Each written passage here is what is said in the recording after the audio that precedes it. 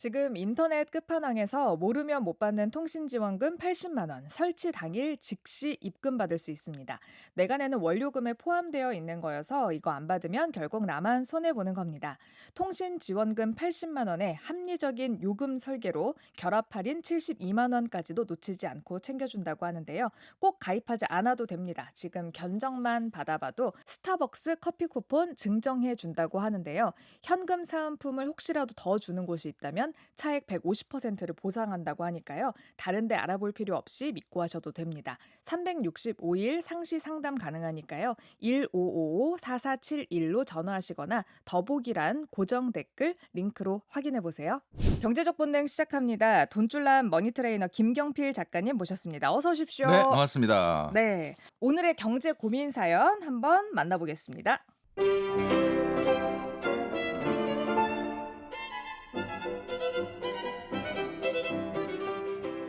안녕하세요. 30대 초반 직장인입니다. 사회 초년생 때부터 1억 만들기 적금을 하고 있는데 지금 7천만 원 정도 모았습니다.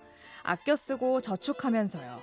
차근차근 목표를 향해 가는 제 자신이 나름 기특하고 뿌듯했는데 요즘 들어 마음이 흔들리기 시작했습니다. 직장 동료는 금으로 수익을 냈다고 하고 한 친구는 주식으로 한 달 만에 15% 올랐다고 자랑합니다. SNS만 켜도 수익 인증글이 넘쳐나더라고요. 요즘 적금만 하는 건 바보라더라. 현금 들고 있으면 녹아내리는 시대다라는 말들이 주변에서 들리는데 그럴 때마다 저축만 하는 제가 뒤처지고 있는 건 아닌지 불안해집니다. 다들 부쩍 여유로워 보이는데 저만 혼자 제자리 걸음인 것 같아요. 지금이라도 투자를 시작해야 할까요? 아니면 제 속도를 믿어야 할까요? 네. 아마 뭐 이 고민 사연이 지금의 시대를 가장 잘 반영하는 게 아닌가. 진짜 제 주변에도 거의 딱 그죠? 반반이에요. 어. 원래 하고 있던 분들, 음. '이제 해야 하나?'라고 음. 불안해하는 분들 반. 맞습니다. 네. 아마 이 오늘 고민 사연을 들으시면서 많은 분들이 내 얘기네."라고 얘기하실 것 같은데 일단 결론부터 말씀드리면 어 내가 저축을 하는데 1 년에 1,000만 원 이상을 음. 모은다라고 하면 당연히 이분처럼 이런 고민이 들 수밖에 없고 사실 시대를 반영을 해서 투자를 무시하면 안 됩니다. 네. 자 그런데 내가 사회초년생이라 월급이 너무 적어 가지고 지금 사실 1 년에 1,000만 원을 모으기도 좀 빠듯하다. 물리적으로 난 한 달에 50, 60, 70 이상을 저축하기는 좀 음. 어렵다라고 한다면 무시하셔도 됩니다.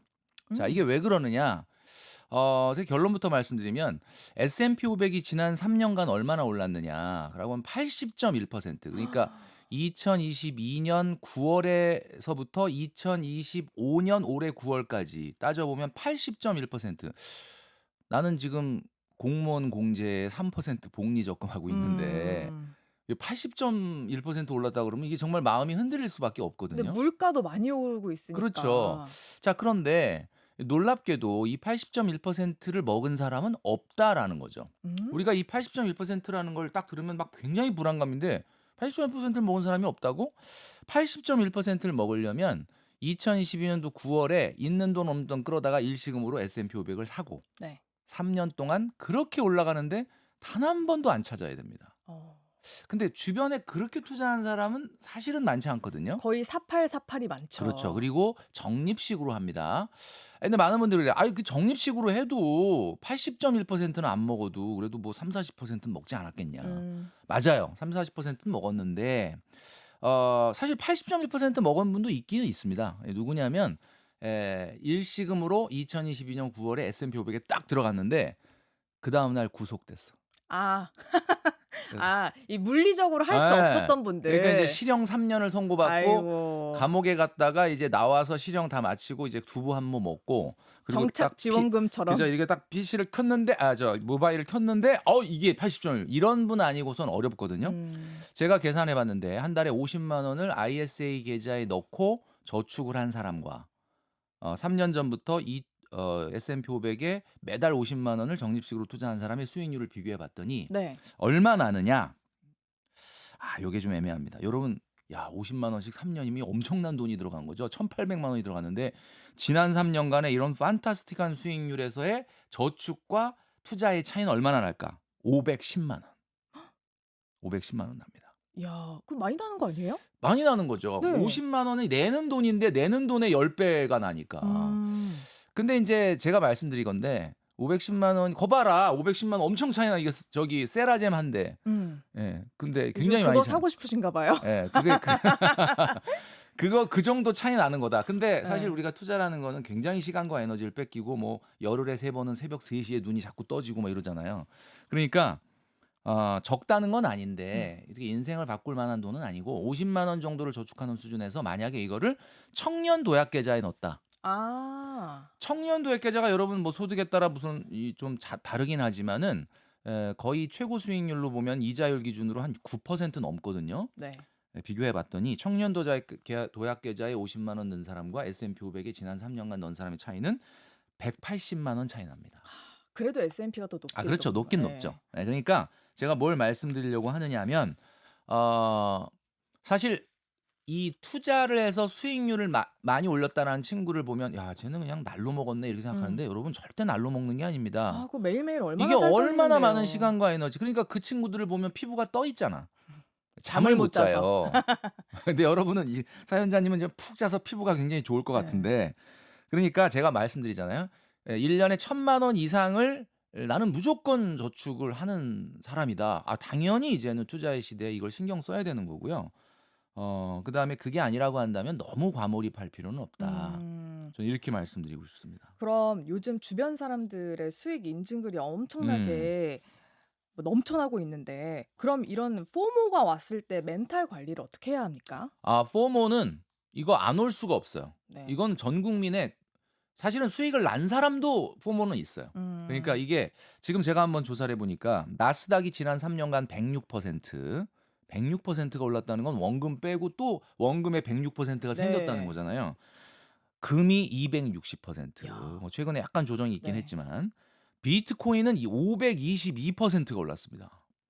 야 이러니까 이거 뭐 완전히 뭐 내 월급 빼고는 다 오른다. 근데 강남 아파트 요것도 궁금하죠. 네. 강남 아파트 한강 안 보이는 걸로다가 네. 한강 보이는 거는 좀 거론하기는 어렵습니다. 이게 워낙 숫자가 폭력적이라서 네. 한강 안 보이는 강남 아파트가 3년 전에 38억 근데 지금 48억 이거든요. 네. 26%가 올랐습니다. 와, 근데 이 수익률로 보니까 강남 아파트가 그렇게 많이 오른 제일 것도 떨어지는 그러니까 아니네요. 이제 많은 분들이 그런 거죠. "뭐야 이거 522% 비트코인, 나스닥 106%금 260% 보다가 강남 아파트를 딱 보니까 '에? 이거 뭐 껌값이네.' 이렇게 음. 생각하는데 돈은 제일 많이 벌었죠. 왜냐하면은 음. 여러분 나스닥이나 금에다가 솔직히 주변에서 "얼마나 투자하냐?" 그러면 진짜 많이 투자하는 분이 한 5천? 예. 음. 물론 뭐 수억 원 투자하는 분도 있긴 하겠지만 비트코인은 솔직히 그렇게 또 엄청나게 투자하는 분이 없으니까 한 1,000만 원 정도 뭐 이런 수준으로 음. 봤을 때는 번 돈이 뭐 5천 그다음에 뭐 금 같은 경우는 1억 이 정도 되는데 강남 아파트는 38억 이었는데 48억 됐으니까 수익률이 26% 올라갔다 그래도 10억 번 거거든요. 근데 강남 아파트는 사실 진입 장벽이 너무 높기 때문에 그러니까. 아무나 할 수가 없어서 그건 맞아요. 그렇죠. 그러니까 이렇게 포모가 나타나는 거를 우리는 어쩔 수가 없는데 제가 한 가지 희망을 드릴게요. 희망은 뭐냐? 여러분 이제 올해는 인제 한 2달 정도 남았단 말이에요. 근데 네. 올해는 제가 예상하건대 미국 주식이나 우리나라 주식이 크게 조정을 받을 일은 뭐 100% 없는 건 아니지만 저는 없다고 봅니다. 예 어. 꾸역꾸역은 갈 거라고 봐요. 그리고 인제 연말은 아무래도 전통적으로 또 역사적으로 이 산타 랠리 네. 이런 것도 있고. 자 그런데 내년이 문제입니다. 내년. 미국 같은 경우 그러니까 제가 지금 뭘 얘기하는 거냐면은 이 포모를 느끼는 분들에게 좀 말씀드리는 거예요. 포모를 느낄수록 좌절하지 마시고 음. 뭔가 조정의 움직임이 생겼을 때 무섭다고 도망가지 말고 저가 매수의 기회로 삼아라.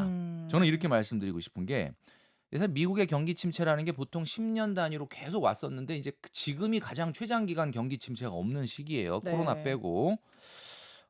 지금 약간 여러 가지로 이제 여러분도 그 뉴스를 통해서 보셨겠지만은 3 가지 시나리오가 있습니다. 음. 첫 번째 시나리오는 뭐냐면 이건 이제 내년 1 분기 얘기입니다. 올해는 아니고요. 내년 1 분기 얘기. 미국이 실업률이 좀 높아지면서 경기 침체에 진입하는 시나리오가 있습니다. 네. 자 인제 뭐 확률적으로는 이게 나타날 수도 있고 안 나타날 수도 있는데 만약에 실업률이 4.5를 돌파하고 경기 침체에 진입한다. 그러면 일단 이렇게 높아진 자산 가격은 약간 순간적으로 조정을 받을 수가 있습니다. 지난번에 음. 미중 갈등 얘기로 하루에 3.5 5-6%가 나스닥이 빠진 적이 있었는데 네. 10% 정도는 이런 경우에 조정이 올 거다라고 예상을 합니다. 어. 자, 그런데 조정이 왔을 때 그래? 실업률이 문제가 생겨서 경기 침체 우려가 생기면 나스닥도 10% 조정은 생긴다. 일단 적어 놓으세요. 네. 자, 그러고 적어 놓고 그러면 내가 이 정도 10% 막앤 세일을 하게 됐을 때 나는 어느 정도나 주식에 들어갈까? 음. 지금은 이렇게 생각을 하는데 막상 그런 일이 터지면 네. 무서워서 더 떨어질까 봐 못 삽니다. 그게 이렇게 말하잖아요. "떨어지는 칼날을 잡을 사람이 누가 있겠냐." 그러니까 이게 근데 제가 예상하건대 조심스럽게 예상하건대는 조정이 오래 갈 가능성은 적다. 아. 왜냐하면 실업률에 문제가 생겨서 경기 침체가 오면 미국은 당장 연준이 금리를 낮출 겁니다. 네. 근데 이제 금리를 낮춰준다는 신호만 줘도 나스닥이 그동안 올랐기 때문에 꿈틀꿈틀. 네. 실제로 이게 금리를 좀 인상을 하게 된다 그러면은 저는 6개월 이내로 이 조정이 회복될 거다 이렇게 보고 있어요. 그러니까 제가 말씀드리잖아요. 포모를 느끼고 있는 분들은 아무래도 주식을 많이 산 분보다는 주식을 없는 분들. 없는 네. 분이거나 뭐 최근에 들어간 분일 텐데 이때 좀 저가 매수를 순발력 있게 해라. 이게 시나리오 1이고요. 네. 시나리오 2는 뭐냐면은 실업률은 가만히 있는데 이 관세 영향으로 인플레이션이 올라가는 거예요. 그럼 이런 위기가 오게 되면 역시 자산 시장은 인플레이션 우려로 아무래도 충격을 받을 겁니다. 이때도 거의 한 10% 정도는 조정이 있을 거라고 보는데 이때는 조정 기간은 좀 6개월보다는 더 걸릴 가능성이 있다. 그러니까 지금 뭐 포모를 느끼고 있는 주식을 많이 안 갖고 있는 분들은 이때가 찬스죠.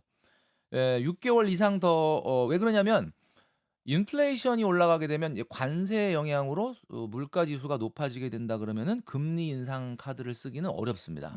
그러다 보니까 자산 시장은 조금 더 회복까지 시간이 걸릴 가능성이 있다. 그러나 이 경우에도 그렇게 오래 걸리진 않을 것 같아요. 앞선 경우보단 조금 오래 그렇죠. 가겠지만 그렇지만 이것도 상당히 생각보다는 빨리 회복될 가능성이 있다.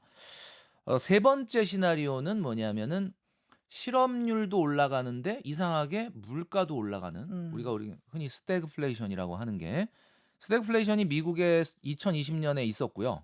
그리고 1970년도에도 나타났었던 적이 있습니다. 그래서 이런 상황이 생기게 되면은 이거는 조금 조정 기간이 1년 가까이 될 수도 있다. 이렇게 보여지는데 제가 지금 시나리오 1이나 2나 3에 공통적으로 적용한 게 조정은 있지만 다시 제자리로 돌아온다라는 것을 기정사실화하고 있죠. 네.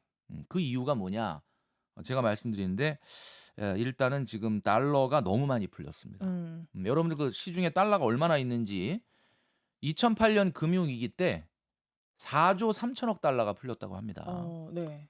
이게 얼마나 되는지 좀 감이 안 오긴 하는데 그다음에 또 하나는 코로나 때 5조 5천억 달러 정도가 풀렸거든요. 그럼 이제 합쳐서 9조 8천억 달러인데 요걸 원화로 제가 계산해 보니까 네.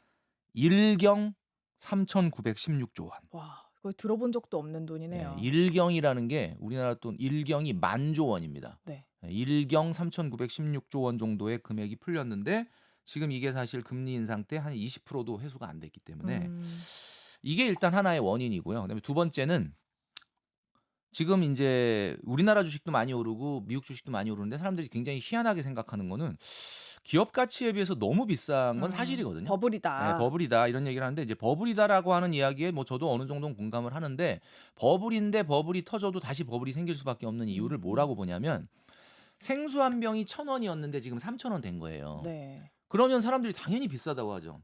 그러니까 당연히 2,000원이 될 수도 있죠. 근데 문제는 뭐냐?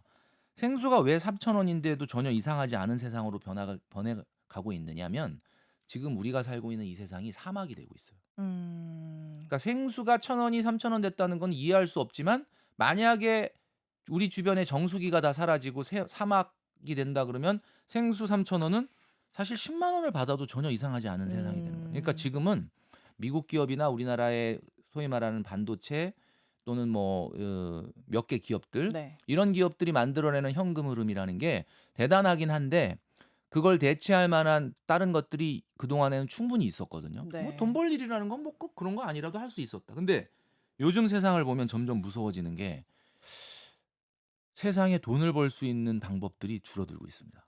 거의 고부가 가치 산업들 그렇죠. 위주로 가다 보니까. 사막화가 진행이 되다 보니까 생수 한 병이 1,000원 하던 게 3,000원 됐는데 이 3,000원이 10만 원 돼도 전혀 이상하지 않은 일이 생겼다라는 거죠.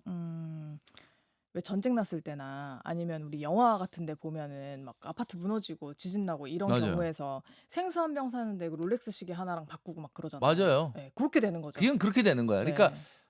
기업의 내재 가치가 올라가서 올라간다기보다는 내재 가치로 보면 당연히 옛날 기준으로는 너무 좀 버블인 건 맞죠. 네. 근데 이제 중요한 거는 그거 내재 가치 때문에 올라가는 게 아니라 우리 환경이 변화되면서 올라가는 거다. 그래서 음, 지금 오늘 우리 사연자님 같은 경우는 포모를 느끼고 있잖아요. 네. 그럼 이 올라간 가격에 막 이제야 뒤늦게 추격 매수를 한다면 물론 뭐 계속 올라간다면 그때라도 했던 게 다행이다라고 생각할 수 있지만 내가 심리적으로 사실 그렇게 허용이 안 될 수 있으니 제가 지금 말씀드린 세 가지 시나리오 잘 적어 놓으시고 조정이 있을 때 좀 저가 매수로 네. 시작을 하시면 좋을 것 같다라는 말씀을 좀 드리고 싶어요. 네. 첫 번째, 두 번째, 세 번째 시나리오를 이야기를 해주셨고, 지금 추격 매수보다는 조정이 올 때를 조금 기다려라라는 얘기를 이게 왜 해주셨습니다. 이게 중요하냐면 이렇게 딱 말씀드려 그러면 조정이 안 오면 어떡하냐? 물론 음, 조정이 안 올 수도 있습니다. 예. 근데 어떤 이 세상의 자산이라고 하더라도 단박에 스트레이트로 올라가는 법은 거의 없기 때문에 네. 분명히 이제 기회는 올 건데 문제는 이분한테 당부드리고 싶은 거는 그 기회가 와도 대부분의 사람들은 그 기회를 못 잡는다. 잡지를 못한다. 그러니까 반드시 꼭 여러 번 마음속으로 다짐을 하고 계획을 우리가 컨팅전시 플랜이라고 그러죠. 이제 그런 것들 상황에 맞춰서 세워 놓으셔라라고 말씀드리고 싶습니다. 네. 그래서 투자하시는 분들은 오히려 조정기를 더 좋아하기도 합니다. 맞아요. 네. 그때 음. 물을 타놔야 되거든요. 그렇죠. 예. 저가 그리고 이제 매수의 기회다. 맞습니다. 그리고 그러니까 어떻게 보면은 이제는 세상이 바뀌었다. 이런 거를 완전히 그러니까 주식을 하는 위험도 있지만 안 하는 위험이 있는 세상입니다, 지금. 그러니까 하는 위험도 있고 안 하는 위험도 있다면 좀 하면서 같은 위험을 공유하는 게 낫다. 네. 다만 제가 말씀드렸던 것처럼 60만 원, 70만 원 이상을 한 달에 저축할 수 없는 좀 물리적인 그런 분 같은 경우는 굳이 그렇게 과몰입을 하지 말고 음. 청년 도약 계좌를 열심히 하시면 그 수익률이 더 좋을 예, 수 그 있다. 수익률이 더 좋을 수 있다. 음. 이 부분을 말씀드리고 싶습니다. 네. 그럼 사연자분은 지금 1억 모으기 중에 한 7천 정도 모았다고 음. 했잖아요. 그럼 이분은 조정 올 때를 기다리거나 음. 아니면 너무 불안하다 싶으면 좀 계획 세워서 분할 매수로 그렇죠. 들어가시는 것도 괜찮을 것 같아요. 말씀드린 건 이제 7천만 원을 주식에 넣긴 상당히 부담스럽고 네. 이제부터 발생하는 내가 1억 모으기 저축 중에 일부를 이제 주식으로 하시는 게 좋을 것 같은데 제가 말씀드린 네 가지만 당부를 드릴게요. 첫 번째는 적립식으로 해라. 네. 그러니까 적립식이 수익률은 떨어지긴 합니다. 상승장에선. 그러나 위험을 방어할 수 있기 때문에. 그다음에 두 번째는 3년은 하자. 음. 그러니까 딱 마음을 먹으면 일단 죽이 되든 밥이 되든 3년을 해야 돼요. 나스닥이 지난 15년간 한 번도 안 빼놓고 올라갔는데 내가 딱 들어갔더니 떨어져. 음. 그럼 사람 마음이 어때요? 아씨, 난 주식하고 안 맞나 봐. 음. 근데 그게 아니죠. 떨어진 게 다행인 거죠. 왜냐하면 나 한 번밖에 안 샀잖아요. 네. 내가 만약에 15년간 계속 올라가던 나스닥을 이제 한 달 샀는데 또 올란다, 또 올라간다. 그거는 인류 역사상 가장 나스닥을 비싸게 산 사람이 본인이 되는 거예요. 음. 근데 그 다음 달에도 또 올라간다. 그러면 전월에 본인을 제끼고 또다시 인류 역사상 경신. 가장 비싼 나스닥을 산 사람이 되는데 그렇게 되면은 수익이 안 납니다. 그러니까 3년 정도는 뭐 죽이 되든 밥이 되든 하겠다 생각을 하셔라. 오르든 내리든 예. 자, 적립식으로 해라. 그다음에 3년 이상 해라. 세 번째는 ETF로 해라. 종목 공부할 시간 없습니다. 그렇게 하시고 네 번째는 마지막으로 금리형과 반드시 분산 투자하셔야 됩니다. 그러니까 이분이 하고 있는 지금 7천만 원 정도 예금이 있으니까 네. 들어간 돈이 한 3천 정도는 이제 투자를 해도 돼요. 네. 근데 이제 이분은 7천만 원이 있으니까 3천 하라는 거고 지금 아무것도 예금 한 푼도 없다 이런 분들은 2대 1 정도로 했으면 좋겠어요. 뭐가 이해예요? 예금 2, 음. 주식 1. 그러니까 내가 1,000만 원 정도 주식에 들어있다 그러면 예금은 한 2천. 예. 요 정도는 좀 해야 되지 않을까. 1,000만 원 주식에 들어가 있다면 2천은 예금. 2천은 네. 예금이 있어야 음. 어떤 상황에 좀 대비를 할 수 있지 않을까라는 음. 생각을 합니다. 네. 그래도 옛날에는 우리 김경필 쌤이 1억은 모으고 해라라고 하셨는데. 여기 이런 건 뭐 하라고 얘기했잖아요. 네. 요 경우에. 네. 그러니까 지금은 상황이 좀 바뀌었다. 예, 요렇게 음. 말씀드리고 싶습니다. 네. 자, 다음 사연으로 넘어가 보겠습니다.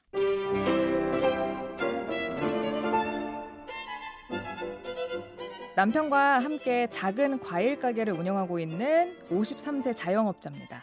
아들이 지방대학에 입학하면서 자취를 시작했고 처음에는 한 달에 70만 원을 생활비 겸 용돈으로 보내줬어요. 근데 물가가 너무 올라 빠듯하다면서 도와달라고 해서 지금은 결국 100만 원까지 올려주게 됐습니다.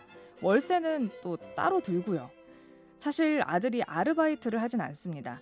대학생 때만큼은 공부에 집중했으면 좋겠다는 생각에서 저희 부부가 아르바이트 얘기는 꺼내지 않았거든요. 근데 아들은 여전히 부족하다고 하고 저희는 부담이 커지고 있어요. 가계 수입도 예전 같지 않아서 지출 관리가 더 고민됩니다. 게다가 고등학생 딸도 있어요. 딸에게는 한 달에 30만 원씩 용돈을 주고 있어서 두 아이에게 나아가는 지출이 만만치 않습니다. 아들에게 너무 많이 주는 건 아닐까. 그렇다고 줄이면 정이 없는 부모가 되는 건 아닐까. 대학생 용돈 100만 원, 현실적으로 맞는 금액일까요? 또 자녀 용돈은 얼마가 적당한가요? 음. 진짜 고민이 되게 시겠어요, 보니까. 네. 결론부터 제가 말씀드리면은 이건 사람마다 생각하는 게 다 다르죠. 근데 제 생각을 그냥 말씀드리면은 너무 많다. 저는 이렇게 음. 생각을 합니다. 자취라고 하면은 용돈은 아니라 생활비일 수 있죠. 본인이 네. 이제 뭐 먹는 걸 이렇게 해결을 해야 될 수도 있는데 제가 여러 번 말씀드렸지만 우리 경제적 본능 시간에 자녀는요. 결핍을 만들어 주는 것이 경쟁력을 키우는 길입니다. 음. 모든 것들을 처음부터 끝까지 부모가 다 해주다 보니까 경쟁력이 떨어지는 거거든요. 자, 대학생 자녀다. 그러면 사회인이고 성인입니다. 본인이 아르바이트를 해서 물론 100%는 안 되겠지만 일부를 돈을 벌 수 있는 경험을 하도록 유도해 주셔야 됩니다. 이거 음. 내가 아르바이트 공부에 집중했으면 좋겠다. 아니 뭐 지금 들어가면 1학년인 것 같은데 네. 뭐 공부에 뭐 얼마나 아르바이트를 하는 시간 때문에 돈을 좀 덜 쓰는 효과도 있을 수 있고 네. 돈을 버는 효과도 있을 수 있고 저는 이렇게 말씀드리고 싶어요. 이제 이미 100만 원까지 올려주신 거야. 음. 그러니까 이거를 깎는다는 건 상당히 사람이 줬다 뺏는 건 굉장히 어려운 거잖아요. 그렇죠. 아마 조금 있으면 100만 원도 부족해요. 음. 라고 하면서 더 달라고 할 수도 있습니다. 네. 저는 이 상황을 놓고 봤을 때 대한민국의 지금 자영업자가 얼마나 어렵습니까? 맞아요. 이 대학생은 뉴스 안 보나?